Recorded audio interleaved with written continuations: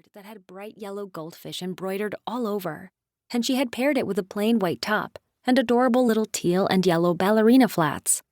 She thought she looked pretty, but when his eyes roamed down her outfit, she immediately realized they had very different definitions of pretty.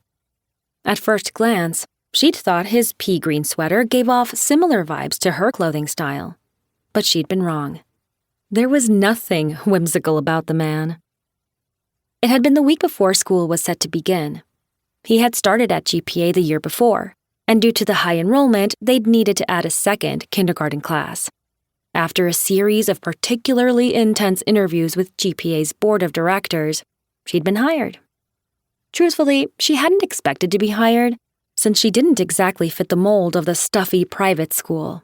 But she'd received the call, and there she was, sharing a wall and a courtyard with Mr. Stuck-Up, sweater-wearing Andrew Wexler.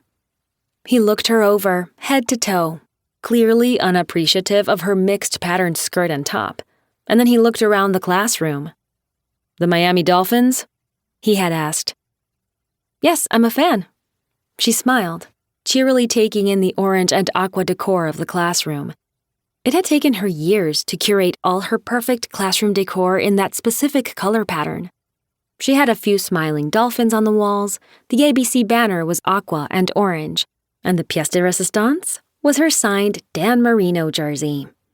She should have hung it up in her home, but she'd been temporarily living with her mother, who wouldn't allow anything of her ex-husband, Valerie's father, in her house.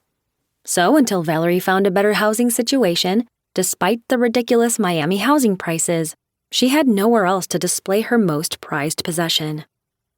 "You know that they haven't won a single thing since before you were born, right?" "This is their year," she'd said, smiling. He'd guffawed, turned, and left the room. And that's how it had been since they'd met. Except she had never again been as nice and as forthcoming. 4 years later, she still had the classroom decorated in orange and aqua, but it was definitely busier now that her knick-knack collection had grown. She was living in a small one-bedroom apartment and wanted to take some of the memorabilia home, but she couldn't bring herself to do it, because the knowledge that Wexler hated it was enough for her to leave it at the school, year after year. Valerie knew it was petty, but that vein that ticked when he walked into her classroom, ready to blow, fueled her days. As the minutes pressed on, she noticed her students singing slowing down. She grabbed the sweater she always kept over her chair and put it on. Was it getting colder? "What's wrong? Why'd you all stop?" she asked the class. "It's freezing," one student said with a shiver. I don't want to sing anymore, miss," another student whined through rattling teeth. "Son of a biscuit," Valerie whispered mostly to herself. She opened the back door, the one that led to the shared courtyard. Wexler was outside with his class, reading a book. He hardly ever went outside.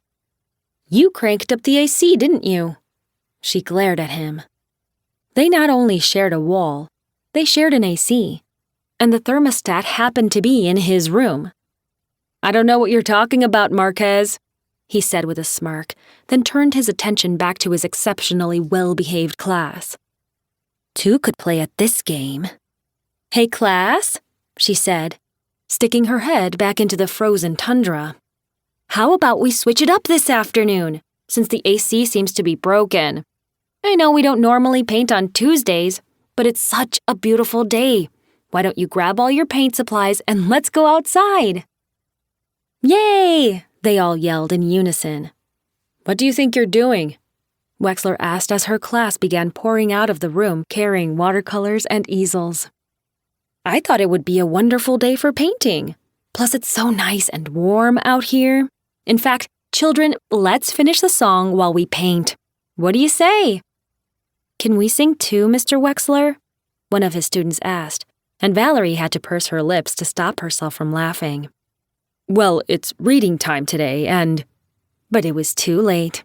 His class stood up, distracted by her students, and there was singing and painting and even some laughing. "You played dirty, Marquez. My kids are getting ready for the National Spelling Bee next week, and they could have used the last little push." "Then push them. Tell them to stop coloring and sing."